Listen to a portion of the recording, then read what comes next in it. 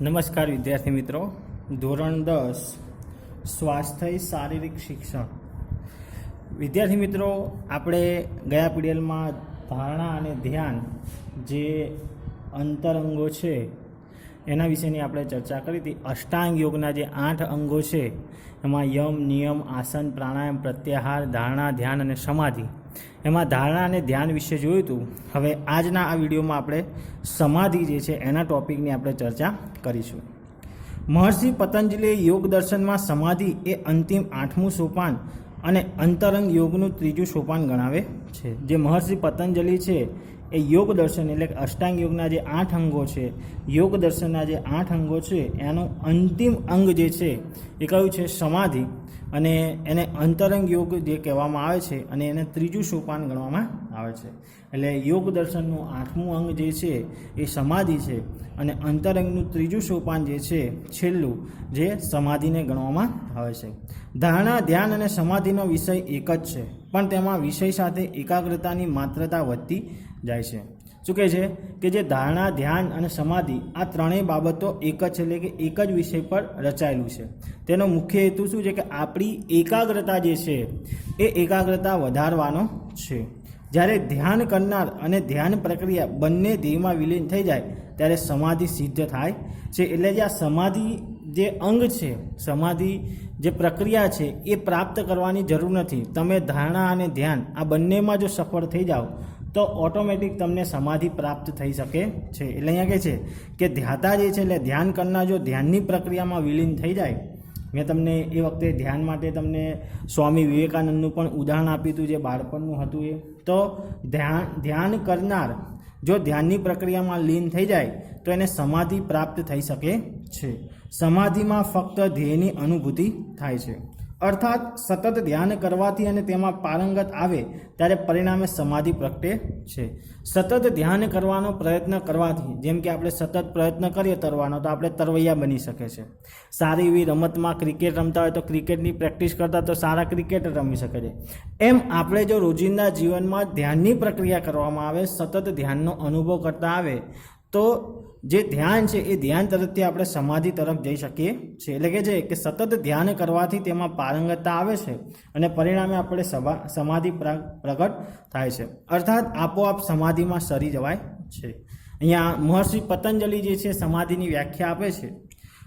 તદેવાર્થ માત્ર નિર્ભાષ સ્વરૂપ પશુન્યમિવ સમાધિ, અર્થાત ધ્યાન જ ધ્યેય માત્ર રૂપે પ્રકાશ પામનાર અને પોતાના સ્વરૂપથી રહિત જેવું થાય તેને સમાધિ કહેવામાં આવે છે. એટલે કે ધ્યાન જ ધ્યેય માત્ર રૂપે પ્રકાશ પામનારું, એટલે કે વ્યક્તિનો ધ્યેય શું? તો કે ધ્યાન ધરવાનું અને એનાથી જ જે પ્રકાશ મળે અને એના સ્વરૂપથી રહિત જવું એને શું કહેવાય? સમાધિ કહેવામાં આવે છે. એટલે કે ધ્યાન ધ્યેયરૂપ બની જાય છે અને ધ્યાનકારકતા રહિત થઈ જાય છે, એટલે સમાધિ પ્રાપ્ત કરે છે. એટલે શરૂઆતની પ્રક્રિયા ધ્યાન ધરવાની હોય છે, એ ધ્યાન પ્રક્રિયા ધ્યાન રહિત થઈ જાય એટલે ધ્યાન છોડી દે છે અને શું કરે છે? સમાધિ પ્રાપ્ત કરે છે. ધ્યાનની શ્રેષ્ઠતા અને પરિપક્વ અવસ્થા એટલે સમાધિ. જે વ્યક્તિને ધ્યાનમાં શ્રેષ્ઠતા એટલે કે પારંગતતા આવી જાય છે એને સમાધિ પ્રાપ્ત થઈ શકે છે. એટલે કે છે કે ધ્યાનની શ્રેષ્ઠતા અને પરિપક્વ અવસ્થા એ જ સમાધિ ગણવામાં આવે છે. આ વ્યાખ્યા મહર્ષિ પતંજલિ આપેલી છે. ખાસ યાદ રાખજો કે ધ્યાનની શ્રેષ્ઠતા અને પરિપક્વ અવસ્થા એટલે સમાધિ. જ્યારે મહર્ષિ યાજ્ઞવલ્ક્ય જે છે એ મહર્ષિ યાજ્ઞવલ્ક્ય ધ્યાનની વ્યાખ્યા આપતા કહે, આ સમાધિની વ્યાખ્યા આપતા કહે છે કે જીવાત્મા અને પરમાત્માની એક્યવસ્થાનું નામ એટલે સમાધિ. એટલે કે જીવાત્મા એટલે કે જીવરૂપી આત્મા, એટલે કે મનુષ્યના શરીરમાં રહેલો આત્મા એ પરમાત્માનો એટલે પરમાત્મા સાથે એક્ય થઈ જાય, પરમાત્મા સાથે વાતચીત કરતો થાય, એનું નામ સમાધિ કહેવામાં આવે. એટલે કે જીવાત્મા અને પરમાત્માની એક્ય અવસ્થા જેને આપણે શું કહે છે? સમાધિ. તો આ વ્યાખ્યા કોણે આપી? તો કે યાજ્ઞવલ્ક્ય, કે ભાઈ જીવાત્મા અને પરમાત્માની એક્ય અવસ્થા એટલે સમાધિ. જ્યારે ધ્યાનની શ્રેષ્ઠતા અને પરિપક્વ અવસ્થા, શું? ધ્યાનની શ્રેષ્ઠતા અને પરિપક્વ અવસ્થા એટલે સમાધિ, કે જે મહર્ષિ પતંજલિ વ્યાખ્યા આપે છે. અને જીવાત્મા અને પરમાત્માની એક્ય અવસ્થા એટલે સમાધિ, કે જેની વ્યાખ્યા યાજ્ઞવલ્ક્યએ આપેલી છે. ધ્યાનમાં જ્યારે ફક્ત ધ્યેયનો જ અનુભવ થાય અને પોતાનું સ્વરૂપ ભાન શૂન્ય થઈ જાય તેવી અવસ્થાને સમાધિ કહેવામાં આવે છે। જ્યારે વ્યક્તિ ધ્યાન ધરવા બેસે વિદ્યાર્થી મિત્રો, માત્ર ત્યારે તેને પોતાનો ધ્યેય દેખાય કે ભાઈ મારે પરમાત્માના દર્શન કરવા છે, પરમાત્માને મળવું છે, પરમાત્માનું સાચું સત્વ જાણકારી મેળવી છે, તો આ એનો શું છે? ધ્યેય છે। તો ધ્યાન કરવાની પ્રક્રિયામાં માત્ર એનો ધ્યેયને જ અનુકરણમાં હોય, બીજા અન્ય વિચારો દૂર થઈ જાય કે ભાઈ આજે રસોઈમાં શું બનાવ્યું છે, આજે સવારે ઉઠીને મારે શું કામ કરવું, આ બધા જ જે વિચારો છે દુર્વિચારો, એનાથી દૂર રહીને માત્ર પોતાના ધ્યેય તરફ કેન્દ્રિત કરે ત્યારે એને સમાધિનો અનુભવ થાય છે। એટલે કે જ્યાં ધ્યાનમાં જ્યારે ફક્ત ધ્યેય જ અનુભવ થાય અને પોતાના સ્વરૂપનું ભાન શૂન્ય જેવું થાય, એટલે પોતે મનુષ્ય છે એવો વિચાર છોડીને મનુષ્ય તરીકેની જે જવાબદાર છે બધું સંપૂર્ણ એમાંથી મુક્ત થઈ જાય, એટલે શૂન્ય જીવન સર્જન કરે, માત્ર પોતાનું ધ્યેયને ધ્યાનમાં રાખે કે ભાઈ મારે પરમાત્માને મળવું છે, તો એ સમય દરમિયાન તેને સમાધિ પ્રાપ્ત થઈ શકે છે। એટલા માટે મહર્ષિ પતંજલિ અને યાજ્ઞવલ્ક્યે સરસ મજાની સમાધિની વ્યાખ્યા આપી છે। ફરી એક વખત યાદ કરાવી દઉં કે ધ્યાનની શ્રેષ્ઠતા અને પરિપક્વ અવસ્થાને સમાધિ કહે છે। આ વ્યાખ્યા મહર્ષિ પતંજલિ આપે છે અને યાજ્ઞવલ્ક્ય કહે છે કે જીવાત્મા અને પરમાત્માનું એક્ય સ્થાન એટલે શું કહેવામાં આવે છે? સમાધિ કહેવામાં આવે છે। એટલે વ્યક્તિ ધ્યાનની પ્રક્રિયામાં માત્ર પોતાના ધ્યેયને ધ્યાનમાં રાખે છે અને બાકી જે જીવન જે છે એ શૂન્યમય રાખે છે, ત્યારે જે છે એ અવસ્થા સમાધિની અવસ્થા કહેવામાં આવે છે। સમાધિ એટલે ચિત્તની વૃત્તિનો સંપૂર્ણ નિરોધ। ચિત્ત એટલે આપણા શરીર, બરાબર?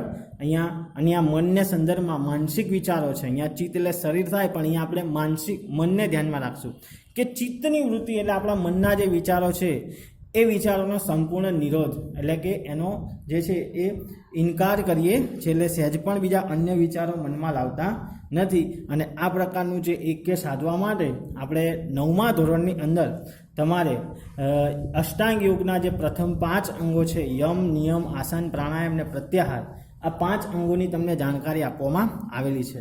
અને ત્યાર પછી આ 5 અંગોમાં સફળતા મળ્યા બાદ તમે ધારણા, ધ્યાન અને સમાધિ જેવા તત્વો મેળવી શકો છો। એટલે કહે છે કે ભાઈ સમાધિ એટલે કે ચિત્તવૃત્તિનો સંપૂર્ણ નિરોધ, એટલે કે મનમાં આવતા જે દુર્ગુણ વિચારો છે એને દૂર કરવાની પ્રવૃત્તિ એને સમાધિ કહેવામાં આવે છે। હઠયોગ પ્રદીપિકામાં જણાવ્યું છે કે જેમ પાણીમાં ઓગળી ગયેલું મીઠું પાણીમાં હોવા છતાં પણ પાણી સાથે એકરૂપ થઈ જવાથી મીઠા સ્વરૂપમાં દેખાતું નથી, પરંતુ ફક્ત પાણી જ દેખાય છે, તેમ સમાધિની અવસ્થામાં ધ્યાતા અને ધ્યાનની સાથે એકરૂપ થઈ ગયેલા હોવાથી ફક્ત ધ્યેયની જ ઉપસ્થિતિ જોવા મળે છે।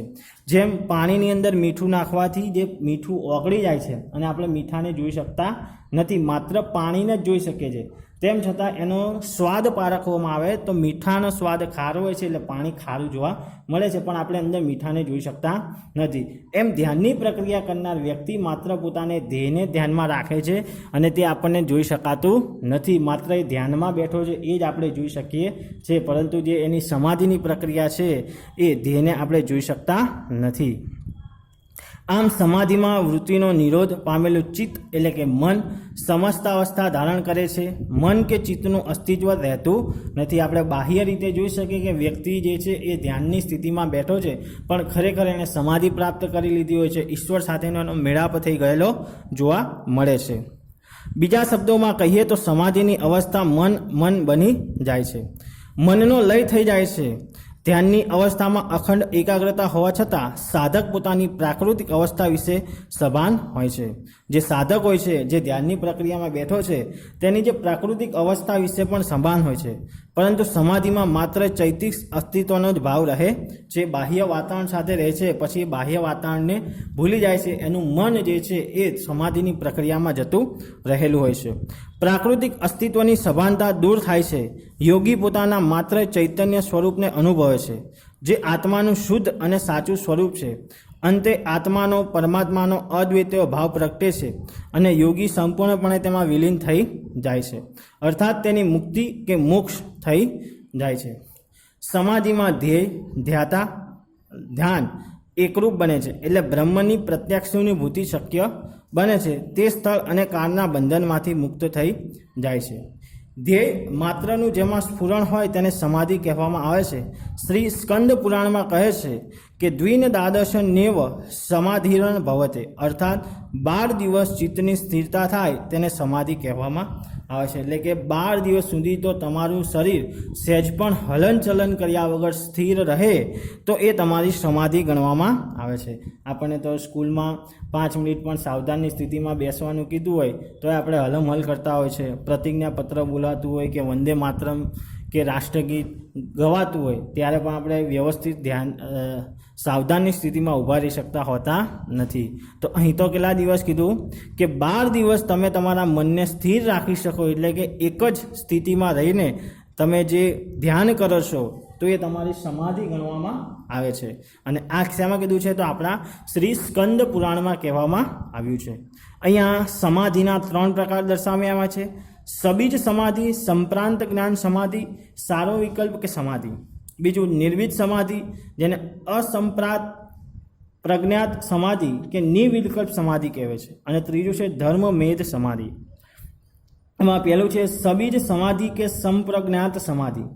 આ સમાધિમાં ધ્યેય વિષયની ઉપસ્થિત હોય છે, જેમાં સાધક મનથી પ્રજ્ઞા યાની બુદ્ધિની ભૂમિકામાં પ્રવેશ કરે છે. જે સબીજ સમાધિ છે એ સાધક જે છે શું કરે છે, પોતાના મનથી શરૂઆત કરીને બુદ્ધિની ભૂમિકામાં એટલે કે બુદ્ધિ પર જે છે પ્રવેશ કરે છે, એને સંપ્રજ્ઞાત સમાધિ કહેવામાં આવે છે. એટલે સબીજ એટલે કે મન જે છે એ બુદ્ધિ સુધી પ્રવેશ કરે છે. એટલે પહેલું પગથિયું જે છે એને શું કહેવામાં આવે છે, સબીજ સમાધિ, કે જે મન જે છે એ બુદ્ધિ સુધી પ્રવેશ કરે છે એને સબીજ સમાધિ અથવા તો સંપ્રજ્ઞાત સમાધિ કહેવામાં આવે છે. જ્ઞાત એટલે બુદ્ધિ. ત્યાર પછી આવશે નિર્બીજ સમાધિ. ધ્યેય વિષયની ઉપસ્થિતિવાળા સબીજ સમાધિમાં સતત અભ્યાસથી જ્યારે સાધકે ધ્યેય વસ્તુમાં અવલંબન પણ છૂટી જાય છે અને પોતાના શુદ્ધ સ્વરૂપનો જ અનુભવ થાય છે. શરૂઆતમાં સબીજ સમાધિમાં શું થાય છે કે વ્યક્તિનું મન બુદ્ધિ સુધી પ્રવેશે છે. ત્યાર પછી વ્યક્તિ પોતાના ધ્યેય ભૂલીને, પોતાના જે બધા જ જે વિચારો છે એ ભૂલીને માત્ર શું કરે છે, પોતે શુદ્ધ સ્વરૂપ જે છે અનુભવ થાય છે. એને શું કહેવાય, અસંપ્રજ્ઞાત સમાધિ, એને નિર્વીજ કહેવામાં આવે છે. એટલે પોતાના ધ્યેય ભૂલીને માત્ર ભગવાનની ભક્તિમાં તલ્લીન થઈ જાય છે. પહેલો જે મન છે બુદ્ધિ સુધી પ્રવેશે છે. બુદ્ધિમાં પ્રવેશ કર્યા પછી પોતાના ધ્યેય ભૂલીને પોતાને શુદ્ધ કરવાના છે, પોતાની આત્માને શુદ્ધ કરવું છે એવો અનુભવ થાય છે. એને શું કહેવાય છે, નિર્વીજ યાની અસંપ્રજ્ઞાત જે છે એ સમાધિ કહેવામાં આવે છે. નિર્વિત સમાધિમાં ચિત્તમાં રહેલા સંસ્કારોના બીજને પણ નાશ થાય છે. હવે સાધક જન્મ મરણના ફેરાથી મુક્ત થઈ જાય છે. જો પહેલો ફેરો હોય છે જે સબીજ હોય છે, જે સંપ્રજ્ઞાત, કે જેમાં મનને બુદ્ધિ સુધી પ્રવેશ લાવવામાં આવે છે. બુદ્ધિમાં પ્રવેશ કર્યા પછી નિર્બીજ જે છે સમાધિ આવે, કે જેની અંદર વ્યક્તિ પોતાના બધા જ ધ્યેયો જે છે છોડી દે છે, પોતાની ઈચ્છાઓ છે બધું છોડીને માત્ર શુદ્ધતા અનુભવતા શીખે છે. અને એ જન્મ મરણના મોક્ષમાંથી, જન્મ મરણના બંધનમાંથી મુક્ત મેળવી લે છે, એટલે કે સંસાર ત્યાગ કરી દે છે.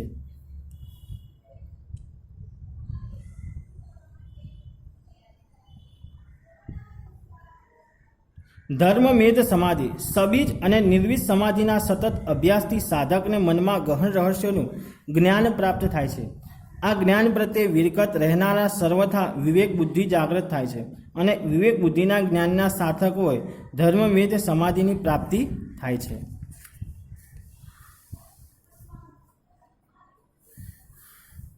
ધર્મમેધ સમાધિ પ્રાપ્ત થતા સાધકના પંચક્લેશ, અવિદ્યા યાની અજ્ઞાન, અસ્મિતા એટલે અહંકાર, રાગ, દ્વેષ અને અભિનિવેશન જીવવાની પ્રબળ ઈચ્છા નાશ પામે છે. ધર્મમેધ એટલે કે સમાધિ મેળવ્યા પછી વ્યક્તિને સંસારમાં કોઈ રસ રહેતો નથી. એનામાં રહેલી અજ્ઞાનતા દૂર થાય છે. અસ્મિતા યાની અહંકાર, રાગ, દ્વેષ, અભિનિવેશ યાની જીવવાની ઈચ્છા પણ નાશ પામે છે. તેમજ કર્મો પણ નાશ પામે. પોતાનું જે પૃથ્વી પર જગતમાં રહીને કર્મ કરવાના છે એ પણ નાશ પામે છે. પરંતુ ક્યારે? જ્યારે મોક્ષ પ્રાપ્તિ મેળવે ત્યારે.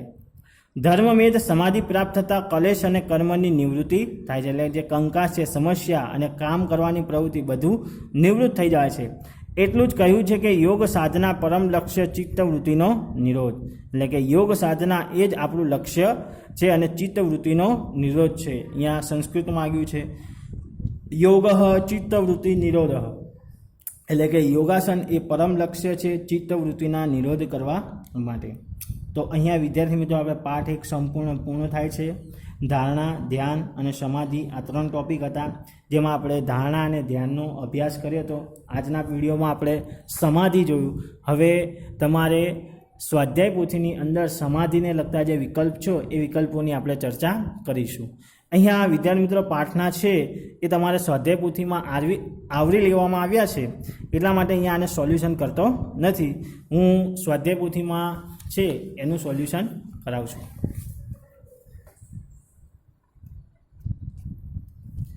તો સમાધિના વિકલ્પો છે.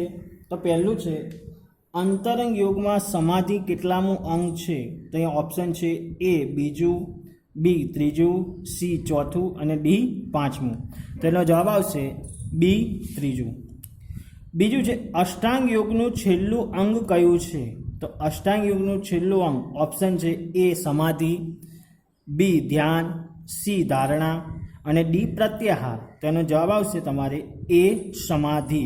આપણે જોયું હતું અષ્ટાંગ યોગનું છેલ્લું સમાધિ આવે, અંતરયુગનું છેલ્લું જે છે એ પાછું પણ શું છે તો કે સમાધિ જ છે, એટલે કે ત્રીજું અંગ ગણવામાં આવે છે. જે પ્રથમ 8 અંગો છે યમ, નિયમ, આસન, પ્રાણાયામ ને પ્રત્યાહાર, આ પ્રથમ 5 અંગો જે છે એ બહિર અંગ તરીકે ઓળખવામાં આવે છે, જેનો 9મા ધોરણમાં તમે અભ્યાસ કર્યો. ત્યાર પછી 10મા ધોરણમાં એના પછીના 3 અંગો યોગ દર્શનના, એટલે કે અષ્ટાંગ યોગ પણ એને કહેવાય છે, ધારણા, ધ્યાન અને સમાધિ. તો બહિરંગ અંગ પ્રમાણે એ ત્રીજું પાસું છે અને યોગ દર્શન પ્રમાણે એ 8મું અંગ ગણવામાં આવે છે. એટલે કે આ 2 રીતના જવાબ છે. અહીંયા તમારે ખાસ ધ્યાન રાખવાનું છે કે જે રીતના પ્રશ્ન પૂછાય એના સંદર્ભમાં તમારે જવાબ આપવાનો છે. ત્યાર પછી ત્રીજો પ્રશ્ન છે સમાધિ અવસ્થામાં ધ્યાતા અને ધ્યાન શામાં વિલીન થઈ જાય છે? જ્યારે વ્યક્તિ સમાધિની અવસ્થા પ્રાપ્ત કરે છે ત્યારે શેમાં વિલીન થાય? તો ઓપ્શન છે ધારણામાં, ધ્યેયમાં, ધ્યાનમાં કે પ્રત્યાહારમાં. તો તમારે જવાબ આવશે બી ધ્યેયમાં જે છે એ શું થઈ જાય છે? વિલીન થઈ જાય છે. ચોથું સમાધિમાં શાની અનુભૂતિ થાય છે? વ્યક્તિ સમાધિ પ્રાપ્ત કરે પછી શાની અનુભૂતિ થાય છે? તો અહીંયા ઓપ્શન છે એ ધ્યેયની, બી ધારણાની, સી ધ્યાનની અને ડી પ્રત્યાહારની. તો અહીંયા જવાબ આવશે એ ધ્યેયની. પાંચમું છે ધ્યાનની કેવી અવસ્થાને સમાધિ કહે છે? તો ધ્યાનની જે છે એ કઈ અવસ્થાને? તો અહીંયા તમારે આવશે કે ધ્યાન તો શ્રેષ્ઠ અને પરિપક્વ, બી શ્રેષ્ઠ અને અપરિપક્વ, નિર્બળ અને વિચલિત. તો અહીંયા શું આવશે કે ધ્યાન કેવી અવસ્થા છે? તો શ્રેષ્ઠ અને અપરિપક્વ છે.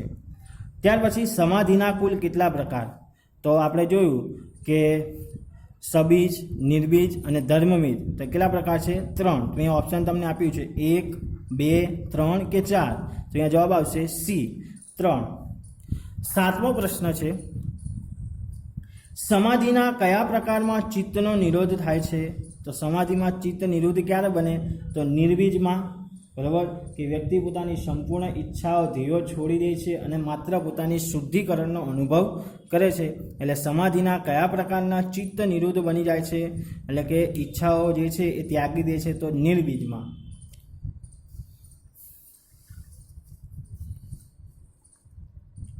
ત્યાર પછી 8મું છે સમાધિનું સર્વોચ્ચ સ્વરૂપ કયું છે? તો અહીંયા ઓપ્શન છે એ ધર્મમેદ સમાધિ, બી નિર્બીજ સમાધિ, સી સબીજ સમાધિ અને ડી સંપ્રજ્ઞાત સમાધિ. તો અહીંયા તમને જવાબ આપેલો છે કે સમાધિનું સર્વોચ્ચ શ્રેષ્ઠ સ્વરૂપ કયું છે? તો કે ધર્મમેદ સમાધિ, જે સમાધિનો ત્રીજો પ્રકાર છે, એટલે કે એ છે એ ધર્મમેદ સમાધિ. ત્યાર પછી 9મો પ્રશ્ન છે કેવલ્યાવસ્થામાં પ્રવેશ માટેનું અંતિમ દ્વાર કયું ગણાય છે? શું કહે છે? કેવલ્યાવસ્થા. તો એ ઓપ્શન છે નિર્બીજ સમાધિ, સબીજ સમાધિ, ધર્મમેદ સમાધિ કે સંપ્રજ્ઞાત સમાધિ. તો અહીંયા જવાબ આવશે સી ધર્મમેદ સમાધિ. અહીંયા સંપ્રજ્ઞાત સમાધિ અને સબીજ એ બંને એક જ શબ્દ છે, બરાબર, જે આપણે જોયું તો આગળ. ત્યાર પછી 10મો છે, એટલે કે અહીંયા જવાબ તમારે સી આવશે ધર્મમેદ સમાધિ. આ તો તમારી સમજૂતી માટે મેં બતાવ્યું છે. 10મો પ્રશ્ન છે ધ્યાન ધ્યેયરૂપ બની જાય અને ધ્યાનકારકતા રહિત થઈ જાય ત્યારે સમાધિ કહેવાય છે. આ સમાધિની વ્યાખ્યા કોણે આપી? તો ધ્યાન ધ્યેયરૂપ બની જાય અને ધ્યાનકારકતા રહિત થઈ જાય ત્યારે એ વ્યાખ્યા કોણે આપી છે? તો કે મહર્ષિ પતંજલિએ. ત્યાર પછી જીવાત્મા અને પરમાત્મા. જો મેં આ વ્યાખ્યા સમજાવી હતી કે જીવાત્મા અને પરમાત્મા સમતા અવસ્થાવાળું નામ સમાધિ. આ વ્યાખ્યા કોણે આપી? તો એ ઓપ્શન છે મહર્ષિ યાજ્ઞવલ્ક્ય, મહર્ષિ વેદવ્યાસે, સ્વામી આત્માનંદે કે ડી સ્વામી સ્વરૂપાનંદજીએ. તો કોણે આપી? મહર્ષિ યાજ્ઞવલ્ક્યએ. 12 જીવાત્મા અને પરમાત્માની એકતાના જ્ઞાનનો ઉદયને શું કહે છે? તો શું કહે છે? સમાધિ. અહીંયા ઓપ્શન છે એ સંયોગ, બી ધ્યાન, સી સમાધિ અને ડી ધારણા. 13મો છે સમાધિ એટલે ચિત્તની વૃત્તિનો સંપૂર્ણ. તો આ તો બધાને મોઢે હશે, મારી સાથે સાથે પણ ઘણા વિદ્યાર્થીઓ જવાબ બોલી ગયા હશે. તો કે સમાધિ એટલે કે ચિત્ત વૃત્તિનો સંપૂર્ણ નિરોધ, જે આપણે વારંવાર વ્યાખ્યા જોઈ સમાધિની. તો અહીંયા ઓપ્શન પણ છે નિરોધ, વિયોગ, સંયોગ અને નિષેધ. તેનો જવાબ આવશે એ નિરોધ. સમાધિ કયા પ્રકારમાં ધ્યેય વિષયની ઉપસ્થિતિ હોય છે? તો સમાધિમાં કયા? તો અહીંયા ઓપ્શન છે સબીજ સમાધિ, નિર્બીજ સમાધિ, ધર્મમેધ સમાધિ કે અસંપ્રજ્ઞાત સમાધિ. તો એનો જવાબ છે એ સબીજ સમાધિ. ત્યાર પછી 15મો પ્રશ્ન છે કયા પ્રકારની સમાધિમાં સાધક મનથી પ્રજ્ઞાની ભૂમિકામાં પ્રવેશે છે, એટલે બુદ્ધિ સુધી પ્રવેશે છે? તો સમાધિનો પ્રથમ પ્રકાર છે સબીજ સમાધિમાં. તો અહીંયા તમને ઓપ્શન આપેલો છે નિર્બીજ સમાધિ, બીજક સમાધિ, ધર્મમેધ સમાધિ અને ડી સબીજ સમાધિ. તો એનો જવાબ આવશે ડી સબીજ સમાધિ. 16મું સમાધિના કયા પ્રકારના ચિત્ત એકાગ્ર બને છે? તો અહીંયા ઓપ્શન છે એ ધર્મમેધમાં, બી સબીજમાં, સી નિર્બીજમાં અને ડી સંજ્ઞાતમાં. તો અહીંયા 16મો છે જેનો જવાબ આવશે બી સબીજમાં. 17મો પ્રશ્ન છે વિવેક બુદ્ધિના જ્ઞાનના સામર્થ્યથી સાધકને કયા પ્રકારની સમાધિ પ્રાપ્ત થાય છે? તો અહીંયા ઓપ્શન આપેલા છે બરાબર કે ભાઈ સબીજ, સંપ્રજ્ઞાત, ધર્મમેધ અને નિર્બીજ. તો એનો જવાબ આવશે સી ધર્મમેધ. તો અહીંયા 17મો આપણે જોયો. ત્યાર પછી આગળ જોવા જઈએ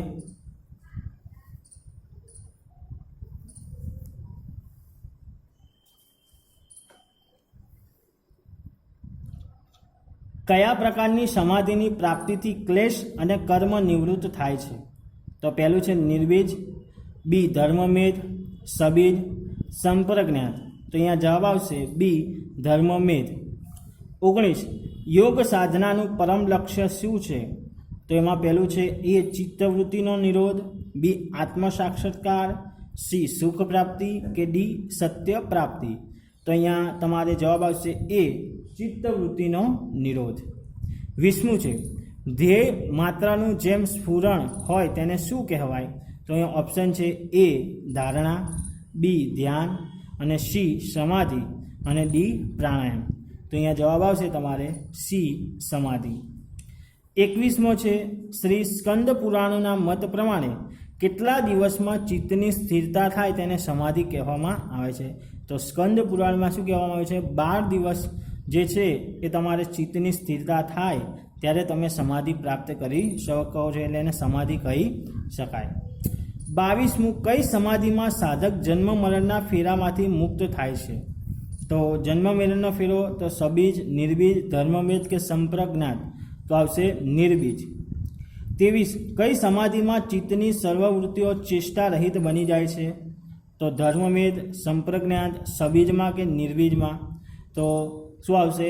નિર્બીજમાં, કે બધી ચેષ્ટાઓ, ઈચ્છાઓ જે છે એ નાશ પામે છે. તો અહીંયા જે 1 થી 23 પ્રશ્નો છે વિદ્યાર્થી મિત્રો, એ 1 થી 23 પ્રશ્નો તમારે અહીંયા પૂર્ણ થાય છે સમાધિના. એટલે અહીંયા આપણે જે પ્રથમ પ્રકરણ છે એ પ્રથમ પ્રકરણ પૂર્ણ થાય છે. નેક્સ્ટ પીડીએફમાં હવે આપણે જે છે એ આપણે બીજા પાઠની ચર્ચા કરીશું.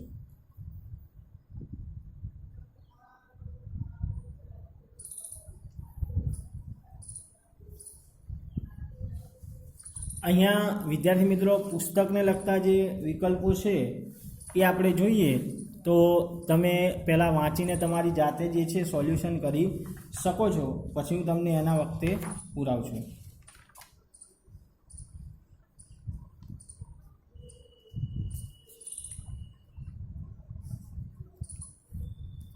તો દરેક વિદ્યાર્થીએ જવાબ લખી લીધા હશે, આવડતા પણ હશે. તો આપણે અહીંયા જોઈએ કે ભાઈ અંતરંગ યોગનો સંબંધ કોની સાથે હોય છે? આપણે ધારણા, ધ્યાન અને સમાધિ આ ત્રણના વિકલ્પો સ્ટેપ બાય સ્ટેપ જોયા હતા. હવે આપણે આખા સંપૂર્ણ ત્રણેય ટોપિકને આવરી લઈને જે 5 વિકલ્પો છે પુસ્તકના એના વિશેની આપણે ચર્ચા કરીએ. તો અંતરંગ યોગનો સંબંધ કોની સાથે હોય છે? તો અહીંયા ઓપ્શન છે બહિરંગ, બહિર્મુખ, નિયમ કે અંતઃકરણ. અહીંયા અંતઃ એટલે આવશે, અંત એટલે અંતઃકરણ આવશે પહેલાનો જવાબ. બીજું છે અંતરંગ યોગની શરૂઆત કયા અંગથી થાય છે? જ્યારે અંતઃકરણની પ્રક્રિયા શરૂ કરવાની આવે તો એની શરૂઆત શેનાથી થાય? તો આપણે જોયું કે અંતરંગના 3 અંગો છેલ્લા ધારણા, ધ્યાન અને સમાધિ, જે પ્રથમ હતા એ બહિરંગો હતા. એ પછીના 3 અંગો ધારણા, ધ્યાન અને સમાધિ એ અંતરંગ યોગની શરૂઆત ગણવામાં આવશે, એટલે એમાં આવશે ધારણા. ત્યાર પછી આવશે અંતરંગ યોગનું પ્રથમ અંગ કયું છે? અંતરંગ યોગનું જે પ્રથમ અંગ કયું છે? તો એ પણ ધારણા જ આવે કે ભાઈ ધારણા, ધ્યાન અને સમાધિ, તો ધારણાથી શરૂઆત થાય છે. તો અહીંયા અંતરંગ યોગનું પ્રથમ અંગ કયું આવે? તો અહીંયા ઓપ્શન બીમાં છે ધારણા. ખ્યાલ આવે છે વિદ્યાર્થી મિત્રો કે અંતરંગ યોગની શરૂઆત પણ ધારણાથી થાય અને એની શરૂઆત પણ જે છે ધારણાથી થાય છે, ધારણા અંગથી. ધ્યાન એ અંતરંગનું કયું અંગ ગણાય છે? જો અહીંયા દર્શન યોગનું કીધું હોય, દાર્શનિક યોગનું, તો ધ્યાન જે છે એ કયું ગણાય? 7મું. પણ અહીંયા અંતરંગ પ્રમાણે માત્ર 3 જ અંગ છે કે ભાઈ પ્રથમ ધારણા, બીજું ધ્યાન અને ત્રીજું સમાધિ. એટલે ધ્યાન જે છે કયું અંગ ગણાશે? બીજું અંગ ગણવામાં આવશે. પણ દાર્શનિક અંગોમાં પૂછાય તો ધ્યાન જે છે 7મું અંગ ગણવામાં આવે છે. ત્યાર પછી આવશે અષ્ટાંગ યોગનું અંતિમ અંગ કયું છે? તો અષ્ટાંગ યોગ જે છે 8 અંગોનું અંતિમ અંગ કયું આવે? તો કે છેલ્લું અંગ એટલે કે સમાધિ ગણવામાં આવે છે. એટલે કે અષ્ટાંગ યોગનું અંતિમ અંગ જે છે એ કયું ગણાય છે? તો કે સમાધિ ગણવામાં આવે છે.